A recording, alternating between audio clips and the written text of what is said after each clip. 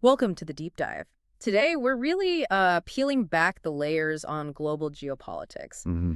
Our mission really is to pull out the key insights from our sources on how these ongoing tensions, particularly in Eastern Europe and the Middle East, are reshaping things. Absolutely. It's crucial stuff. It really is, because understanding these, well, nuances, it directly hits global policies, economies, and, lives way beyond the immediate conflict zones. Yeah, the ripple effects are huge. So let's maybe zoom in on Eastern Europe first. Yeah. Ukraine is still, well, right at the center of this geopolitical drama. Right. Still very much ongoing. And while the headlines might focus on the front lines, the separatist groups, our sources are showing this escalating shadow war online in cyberspace. That's a key angle. Yeah, like, do you know attacks on critical infrastructure in some Ukrainian regions jumped nearly 400% last year? Wow, 400%. That's staggering. It signals a really dangerous new front in the conflict. It goes way beyond conventional fighting. That's such a crucial point. And what's really insightful, I think, is how this kind of hybrid warfare just blurs all the lines. How so? Well, it's not just mixing military and like non-military stuff. It's disinformation, it's economic pressure, and these really sophisticated cyber attacks we were just talking about. Which makes it hard to pin down who did what, right? Exactly. Attribution is incredibly difficult, and that just complicates any diplomatic solution people are trying to find.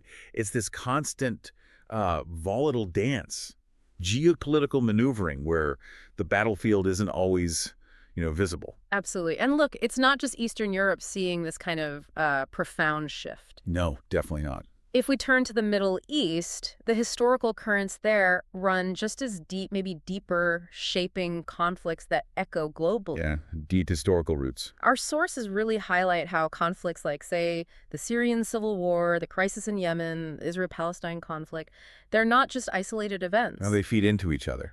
Right. It's more like a crucible where global interests are constantly clashing with these evolving local aspirations. Indeed. And we often talk about energy resources, strategic choke points, that kind of thing. Yeah. Is why the Middle East is so important globally. That's true, of course. Sure, the standard reasons. But a less discussed insight, something that came up in our research, is how the region's growing tech sector is, maybe surprisingly, influencing stability. Oh, interesting. How tech? Yeah, particularly in places like the UAE, Yeah. Saudi Arabia, these new economic connections, they're creating some unexpected alignments. Alignments that maybe cut across old rivalries? Sometimes, yes, running counter to traditional geopolitical lines. It adds Oh. entirely new dimensions to the power dynamics. It's definitely not just about oil anymore. That's a fascinating layer, really easy to overlook. So when we pull back and look at both these regions, Eastern Europe and the Middle East, Yeah, what becomes, I think, undeniably clear from the sources is how deeply connected their futures are. These aren't separate puzzles. not at all. They're pieces on the same global chessboard. Exactly. And they're profoundly shaping international relations, trade routes, even how humanitarian aid flows or doesn't flow. And what's truly illuminating, I find, is how these conflicts that seem quite different on the surface, Mhm. one driven by sovereignty issues, cyber warfare, the other by these deep historical grievances, Mm. but also new economic forces, Mm-hmm.